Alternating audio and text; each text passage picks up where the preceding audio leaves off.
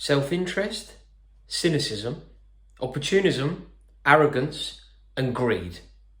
They are the 5 motivations behind creating this European Super League. And the fact that Roman Abramovich and Chelsea are involved is a disgrace and a shameful, shameful night for Chelsea fans. We need to have a chat. I think what I'm going to do now is I'm going to put the kettle on and then we'll tuck in because we have an awful lot to get through with regard to the abomination that is this Super League. Tea's poured. It's horrible. It's got apple and juniper. It belongs to my wife. I'm not having another one of these. It's awful. Totally horrible. I do not like it. On the theme of something I do not like, we are now going to talk about the European Super League. And I think sometimes on these shores, we deal with bad news with a little bit of humour, don't we? We find something quite comical in an otherwise severe situation. And make no mistake about it, this situation is so severe. This is awful, and the ramifications of the decision around this Super League could have rippling effects for generations to come and ruin football how it's been played for well over 100 years. I do find it quite funny that Paris Saint-Germain, the club that are so often maligned for their state-backed wealth, have decided not to align themselves to this project, this godforsaken project. Can you believe that? They had the courage. PSG had the courage. Sadly, you can't say the same about Chelsea. Ugh. Manchester United, Liverpool, Arsenal, Tottenham, City, Real Madrid, Barcelona, Atletico Madrid, Juventus, AC Milan, Inter Milan have all tried their best to take advantage of the coronavirus and use it to their own advantage. The pandemonium surrounding the pandemic has been used as a motivator for these clubs to look after one thing, and one thing only: themselves. How venal is that? So from what we can tell, the driving force behind this is Florentino Perez of Real Madrid. He's then wholeheartedly backed by the American owners of Manchester United, Liverpool and Arsenal. Well, no, you heard it correctly. Arsenal. Yeah, European superpowers. The audacity for Arsenal to put their name into a hat when we're talking about European superpowers is offensive and hilarious. Arsenal are an embarrassment to London when it comes to European silverware. They genuinely are. I'm not knocking them as a club. I know they're the biggest club in London, whatever. But when it comes to Europe, they are a travesty. So the fact that they have managed to wrangle themselves into this European superpower club is as funny as it is disgraceful. You've also got Andrea Agnelli at Juve.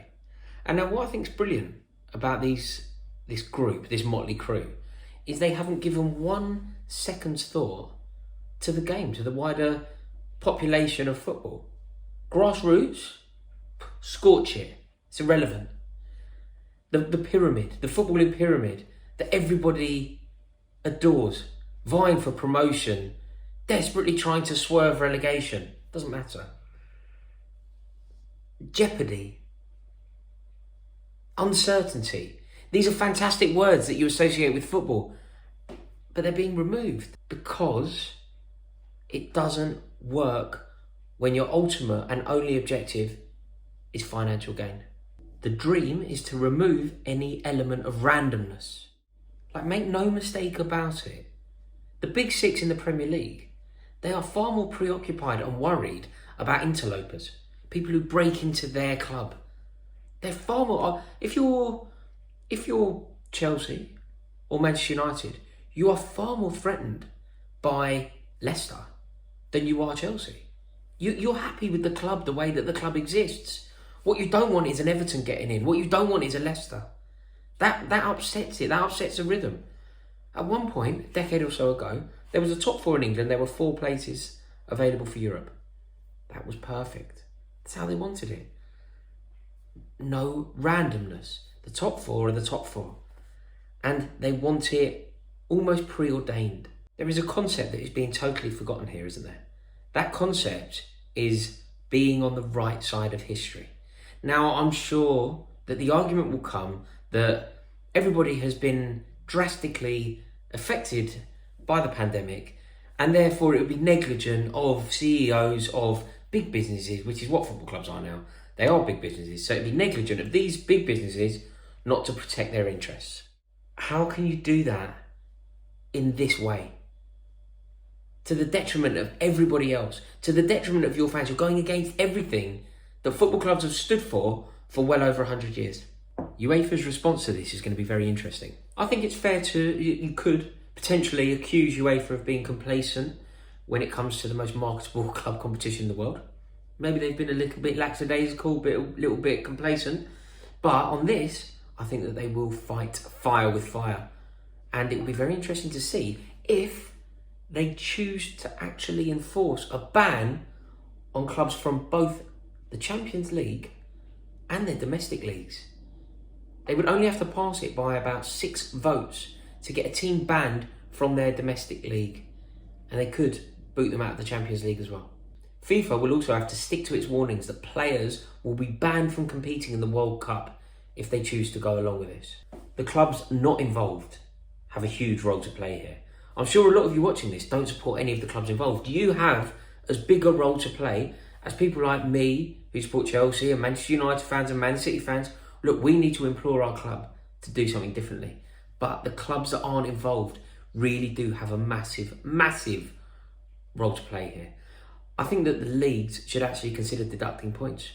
Just for the plotting, just for having these conversations, just for having the audacity to come out in the press with these statements. They should be docked points. Why not? That would mean that Leicester could potentially win the league this year. Effectively, it comes down to this. If money is your sole motivator, you don't care if Chelsea ever play against Brighton or Burnley ever again. Chelsea never need to play Middlesbrough to enhance Roman Abramovich's wallet. Chelsea need to play Real Madrid on the Monday in Perth and play against Barcelona on the Thursday in Charlotte in North Carolina. That is what the overall ambition will be. That is what the dream will be. And to hell with people who have gone to football all their lives as a rite of passage. To hell with the pyramid. To hell with the structure of football. And to hell with the grassroots of the game. But this needs to be stopped. Everybody who has been involved in the plotting needs to hang their heads in shame. And fans need to do something. We need to force our clubs not to be part of this. Because this is only destructive. This only has a negative effect on the beautiful game. What a depressing Sunday night. Off the back of me putting up a video celebrating 100k as well. Can you believe it? How's your luck? And that tea's grim.